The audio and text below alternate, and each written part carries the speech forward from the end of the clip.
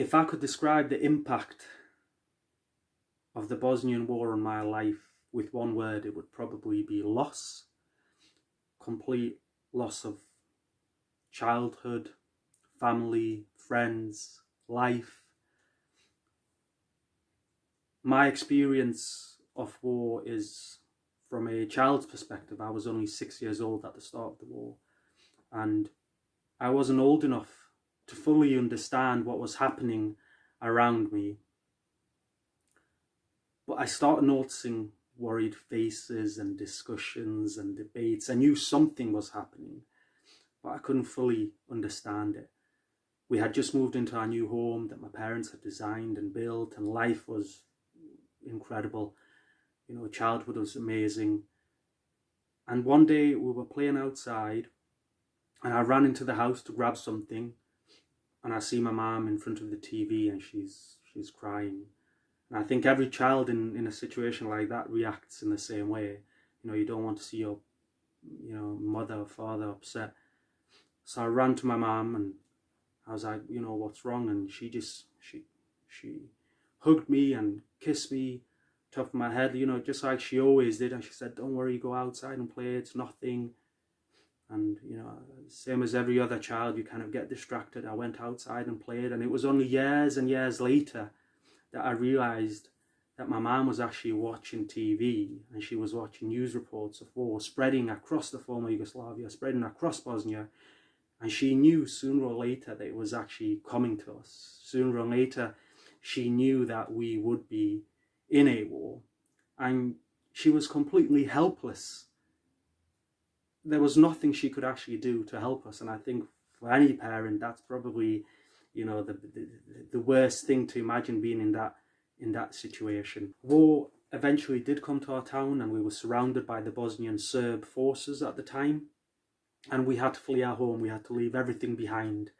In the first 9 months of war, we had to escape, but we had to run more than 14 times. And each time not really knowing where we were going. We didn't really have much choice. We just had to escape, to flee the fighting, to survive. My dad and all my cousins and uncles, they all joined the army, and they fought initially alongside their Bosnian Croat friends and neighbours against occupying Bosnian Serbs. But then things quickly changed again, and then on the 1st of July 1993, my father and all other men of fighting age in my hometown were actually taken into concentration camps. And not all were actually of fighting age. I think the oldest was 90 and the youngest might have been 14. Two of my cousins were just teenagers, really kids. Women and children stayed behind, and then on the 4th of August, we were rounded up actually in the factory where my dad had worked just a few years before. We were all searched, interrogated. My mum was forced to sign a document saying she was given everything up for safekeeping. We were loaded onto trucks, cattle trucks, and driven near to Bosnian controlled territory, and we were forced to march rest of the way. The next year or so we spent in Mostar, and Mostar was Mostar, with its famous old bridge, was occupied, or was surrounded, on one side by the Bosnian Serbs and the other by the Bosnian Croats, shelled daily. Life was incredibly difficult. There was no humanitarian aid coming in because the Bosnian Croats wouldn't allow it. Life was difficult, difficult without food and water. But we were lucky. My mum's sister, my auntie, lived in Mostar, and we managed to get to her house, and her and my mum are absolutely incredible. They managed to keep all of us going, and there were so many of us there. Her two kids, my brother and sister, my grandparents, but they were so creative with how they managed to get food on the table. Once they managed to find chicken feed somewhere, and they made bread with that, and we were managing, and it was difficult, but we were managing. By January 1994, we had started night school. That was a way of, it was our resistance. You're over there trying to kill us, and look at us trying to learn. But my final night in night school was on the 23rd of January 1994, and Croatians or Bosnian Croats used a plane to drop bombs onto Mostar. And the neighbourhood where my auntie's house was targeted, and it was far away from any front lines, and my auntie was wounded. They managed to get her to the hospital, and the doctors, without any real medical equipment, they fought hard to save her, and she sadly passed away the next morning. A few months later, the peace agreement was actually signed with the Croatians, I think only 6 weeks after that, really. And my dad, by this point, was released from the concentration camp, and he was actually brought to the UK.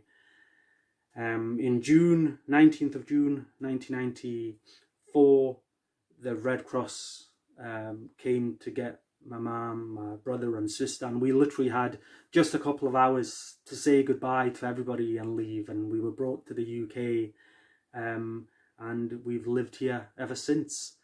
When we came, it was difficult, leaving everyone behind, leaving friends and family, and fighting was still happening in Bosnia, and Srebrenica happened a year later after that.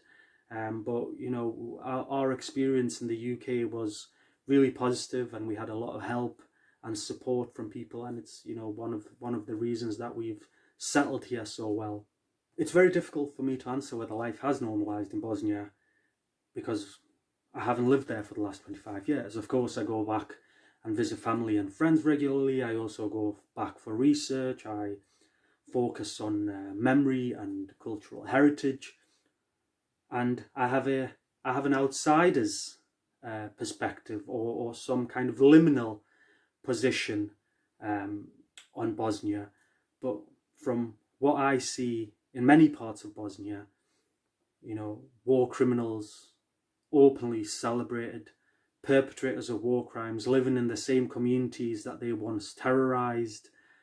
It seems to me that there is a new normal, and it's very difficult to combat those things and to kind of rebuild society and rebuild communities. In terms of the international community and its response to Bosnia, well, I would say it's not very different from its current response to China or any other part of the world where people are being killed and terrorized. And it reminds me of a Palestinian poem. I can't remember who wrote it, but it goes something like, "The dead do not care how their graves are decorated." And during the war in Bosnia, there was endless debates and discussions, and what is happening, how do we describe these things? But while those discussions are happening and those debates, innocent people are being killed and murdered and raped. And as I said, if you just look at what's happening across the world now and how the international community is responding to that gives you some indication of how well the international community has done in Bosnia, because it's been pretty much identical in that sense.